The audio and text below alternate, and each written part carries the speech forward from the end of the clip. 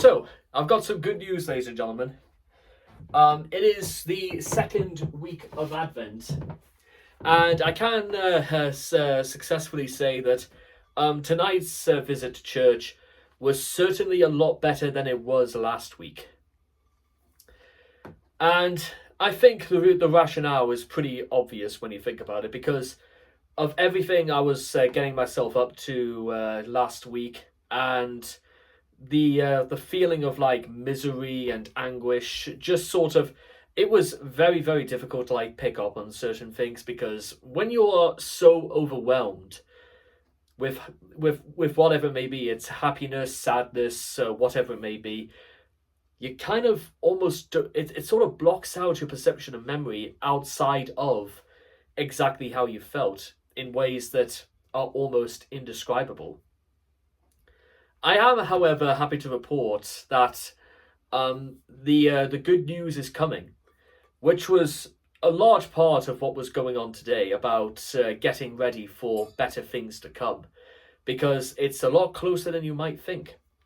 That's certainly the impression I certainly got from going to mass earlier tonight. Is that surely after becoming overwhelmed and you don't really have any sort of idea what you're supposed to think or what even you're supposed to do, because again last week, by the time I actually sat down in mass, I didn't really know what to think or really how I was supposed to feel. So I kind of just inwardly let out quite a lot of things, and I must say it was quite a spectacle. Although if I'm being completely honest, I would love nothing more than not to go through that again, because again it's a completely indescribable feeling, but one that you don't really want to go through.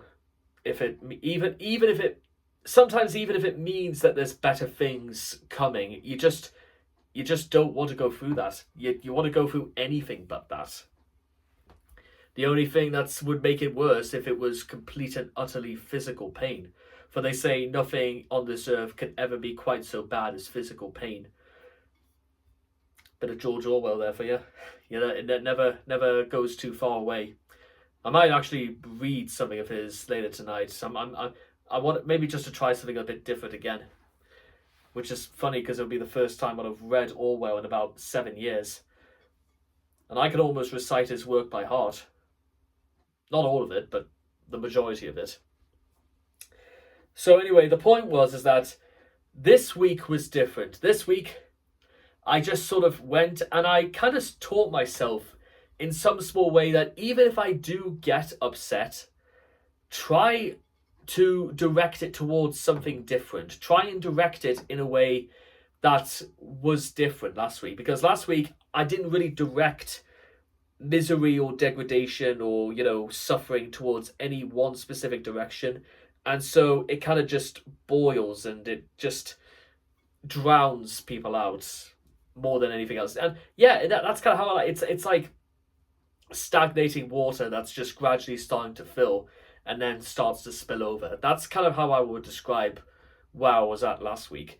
However, I kind of took it for granted that all the things that have happened this year, which was exactly how I opened up the video from last week, I took it for granted that all of these things are going to define me for the rest of my life, which obviously they're not.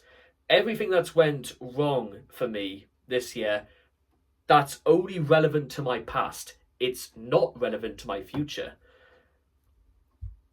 At least, so essentially what I'm trying to get at is that, yes, bad things have happened to me this year, things that were absolutely not my fault, but it's still not the end of the world.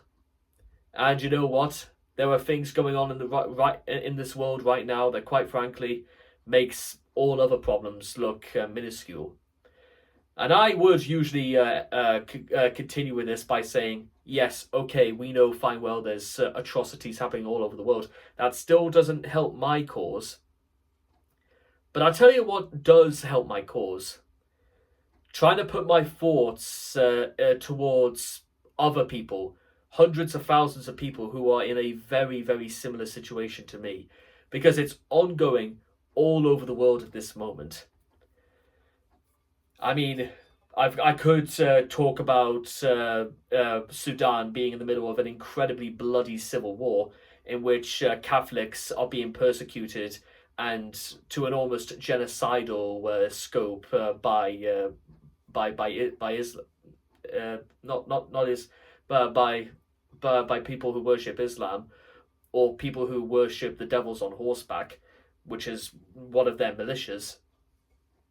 I could also pray for those who've died on the battlefield, those who've been made to suffer. Those are the sorts of people I turn my attention to when I pray. In fact, I'd say those are more than I prayed for them than I thought about praying for myself. Because right now, I thought, give them some strength. Because you know what, even when disaster did strike this year, I just whilst there were things I could not accept and the things I refused to let go of, there were plenty of other things I did let go of, and I sort of moved on from them. Which by this time next week we'll see exactly what the to the extent of these practices will lead to. However, those are the sorts of people, like I said, those are the sorts of people I pray to. Those who have been doomed from the very start. I talked yesterday about this YouTuber called Auditing Yorkshire and how him and his friends were giving out food, supplies to the homeless. And then in walks in this other charity organisation and start giving Auditing Yorkshire the third degree just because of the work he does. You know how I've mentioned it before that picture right there, it summarizes 2025 in a nutshell. People who should know better, blasting people just for doing the exact same thing they're doing, for actually helping the vulnerable and those less fortunate. I've also made mention, and if I hadn't before, I'm certainly going to do it now, that the way in which the world seems to be for quite a lot of people, it's run by people who should have known an awful lot better. And right now, that's what I feel like the sort of world I'm living in right now. It's being run by people who have taken actions when they should have known an awful lot better. But at the same time, like I said, even when these things are being put into perspective, it's not at any point ruined me, nor is it ever going to ruin me, because it's never ruined me before, and it's not going to happen anytime soon. Because if this is my road to rehabilitation, or even my road to redemption, or even just a road to a slightly better way of living, then what matters right now more than anything else is that I stand and be counted. To be made to know that my suffering will not go unnoticed, nor will the sufferings of other people go unnoticed. There are people suffering, dying, even as we speak, and as far as the rest of the world is concerned, they are dying and suffering for nothing. If nothing else, and it's the reason why somebody questioned why I was even thinking about mentioning the Sudan civil war at all, is because they should not be made to die for nothing. They should be remembered. They should be martyrs, saints, for being massacred for no fault of their own whatsoever. Existing is not a crime against humanity. Committing crimes against humanity is not a way to live. And you know what? Living is the point of living. If anything, maybe that's the whole point of living. It's to not only to stay alive, but to relish in the very moment, to be in a space and time, to not feel as if you are merely only to occupy a certain point in space and time via a series of very complicated maneuvers, such as husband and wife meeting, pregnancy, sexual intercourse, birth, and whatnot.